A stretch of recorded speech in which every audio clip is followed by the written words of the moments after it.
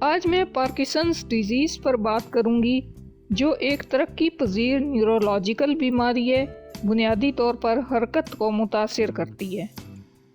جیسے جیسے عمر بڑھتی جاتی ہے، ایسی بیماریوں کی ابتدائی علامات کو سمجھنا انتہائی ضروری ہوتا جاتا ہے۔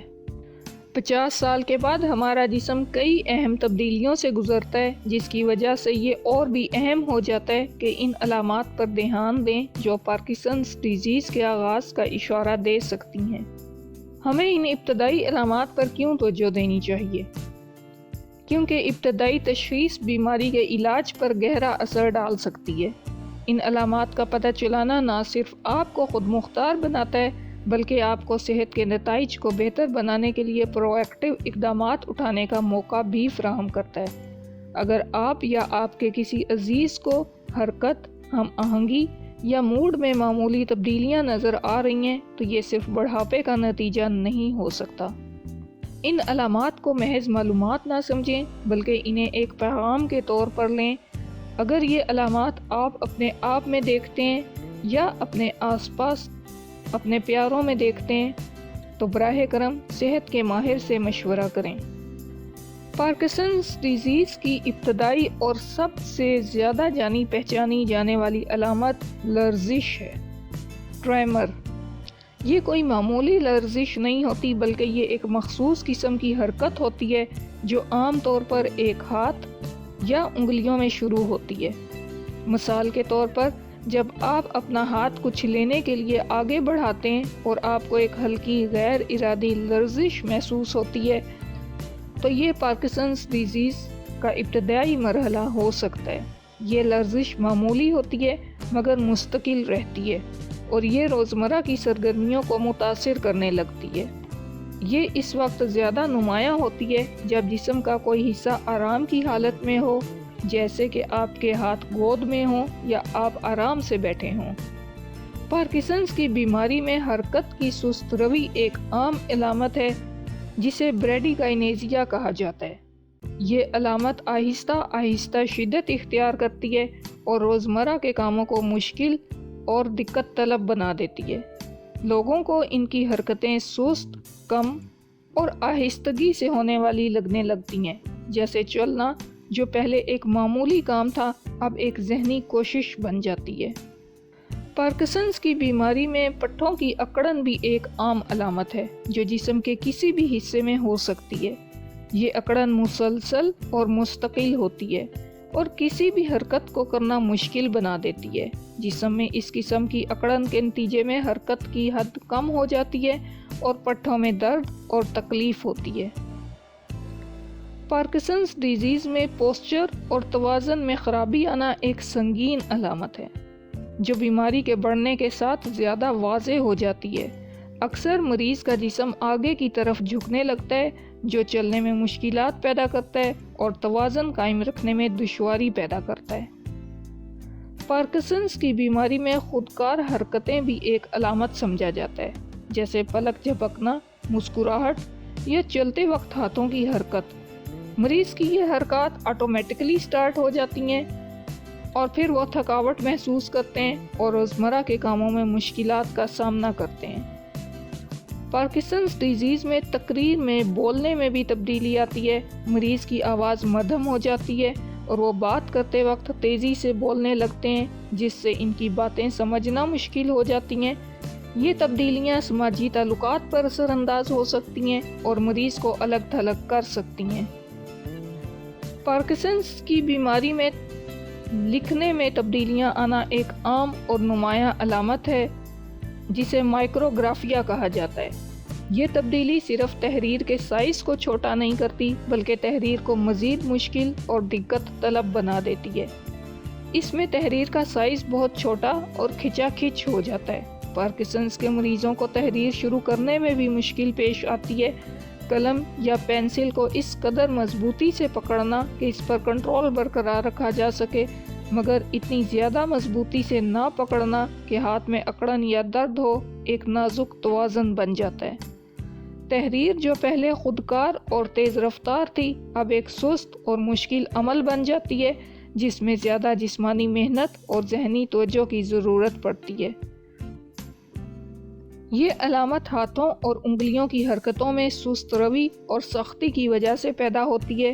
اس کے علاوہ تحریر کے جسمانی عمل میں ہاتھوں اور بازوؤں میں بڑھتی ہوئی سختی اور لرزش کی وجہ سے جسمانی تکلیف بھی محسوس ہو سکتی ہے۔ یہ تکلیف تحریر کرنے میں مداخلت کرتی ہے اور افراد کو تحریر کرنے سے گریز کرنے کا باعث بن سکتی ہے، جو ان کی ذاتی اور پیشہ ورانہ زندگی کو متاثر کر سکتی ہے، خاص طور پر ان حالات میں جہاں تحریری مواصلات ضروری ہوں۔ تحریر میں تبدیلیوں کی بروقت شناخت پارکنسنز ڈیزیز کی تشخیص اور علاج کے لیے اہم ہو سکتی ہے۔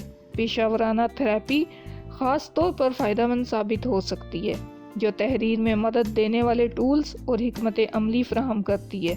ہاتھوں کی طاقت اور مہارت کو بہتر بنانے کے لیے خصوصی ورزشیں اس علامت کو بہتر بنانے میں مدد فراہم کر سکتی ہیں، جس سے تحریر آسان اور کم پریشان کن ہو جاتی ہے۔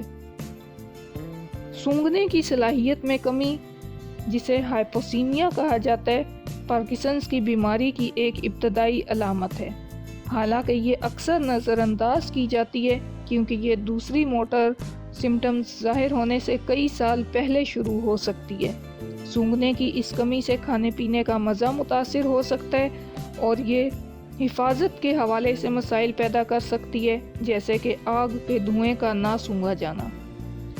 پارکنسنز کے مریض سب سے پہلے یہ محسوس کرتے ہیں کہ کھانے کی چیزوں کا ذائقہ پہلے کی طرح مزیدار نہیں رہتا، کیونکہ ہمارا ذائقہ سونگھنے کی حس پر بہت زیادہ انحصار کرتا ہے۔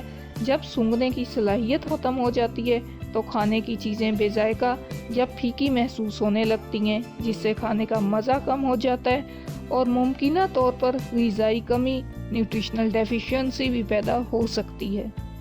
اس کے علاوہ مختلف خوشبوؤں کو پہچاننے میں مشکل پیش آنا صرف کھانے تک محدود نہیں رہتا، بلکہ یہ جسم کی بدبو، گیس کی اسمیل یا پالتو جانوروں اور قدرتی ماحول کی خوشبوؤں کو نہ سونگھنے تک پھیل جاتا ہے۔ یہ کمی ذاتی صفائی اور مجموعی زندگی کے معیار کو متاثر کر سکتی ہے اور ایک دھیان نہ دی جانے والی مگر اثر انگیز علامت ہے۔ نیند کے مسائل پارکنسنز ڈیزیز کی ایک عام اور پریشان کن علامت ہے جو زندگی کے معیار کو متاثر کرتی ہے اور دن کے دوران توانائی کی سطح پر اثر ڈالتی ہے۔ پارکنسنز کے مریض مختلف نیند سے متعلق مسائل کا سامنا کرتے ہیں جو تھکاوٹ میں اضافہ کرتے ہیں اور دن کے دوران جسمانی اور ذہنی کارکردگی پر اثر ڈالتے ہیں۔ پارکنسنز ڈیزیز میں نیند میں خلل کا ایک عام مسئلہ نیند کے دوران اچانک حرکتوں کا ہونا ہے، جیسے کہ ہاتھ پاؤں کے جھٹکے یا کانپنا۔ یہ غیر ارادی حرکتیں نیند کے دوران بار بار جاگنے کا سبب بن سکتی ہیں اور نیند کے سائیکل کو متاثر کر سکتی ہیں۔ اس کے علاوہ افراد کو سونے میں دشواری پیش آتی ہے یا نیند برقرار رکھنے میں مشکل ہوتی ہے، جسے انسومنیا کہا جاتا ہے۔ جسمانی سختی یا اکڑن کی وجہ سے انہیں آرام سے سونا مشکل ہو سکتا ہے۔ قبض اور ہاضمے کے مسائل پارکنسنز ڈیزیز میں عام طور پر پائے جاتے ہیں اور یہ مریض کی زندگی کے معیار پر بہت گہرے اثرات مرتب کرتے ہیں۔ یہ مسائل بنیادی طور پر ہاضمے کے نظام کی سست رفتاری کی وجہ سے ہوتے ہیں، جسے گیسٹرو انٹسٹائنل ڈسموٹیلٹی کہا جاتا ہے۔ پارکنسنز میں خوراک کے ہاضمے میں سست روی آتی ہے، جس سے قبض اور دیگر مسائل پیدا ہوتے ہیں۔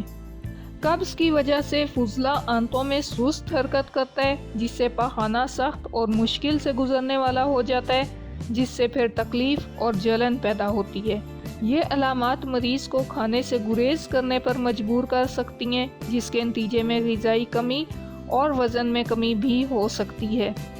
قبض اور ہاضمے کے مسائل سے نمٹنے کے لیے غذا میں فائبر اور مائع کی مقدار بڑھانا ضروری ہوتا ہے تاکہ پاخانہ نرم ہو سکے اور آنتوں کی حرکت بہتر ہو سکے۔ ورزش بھی مددگار ثابت ہو سکتی ہے کیونکہ یہ ہاضمے کو متحرک کرتی ہے۔ پارکنسنز کی بیماری کی ابتدائی علامات میں لرزش، سست حرکت، نیند کے مسائل، تحریر میں تبدیلیاں اور قبض شامل ہیں۔ پارکنسنز ڈیزیز کی یہ علامات بہت اہم ہیں اور ان کی بروقت شناخت بیماری کی درست تشخیص اور علاج میں مددگار ثابت ہو سکتی ہے۔ اگر آپ یا آپ کے کسی عزیز میں یہ علامات نظر آئیں تو فوراً کسی ماہر ڈاکٹر سے رابطہ کریں۔ بیماری کا علاج جتنا جلدی شروع کیا جائے گا، مریض کے لیے بہتر نتائج کی توقع کی جا سکتی ہے۔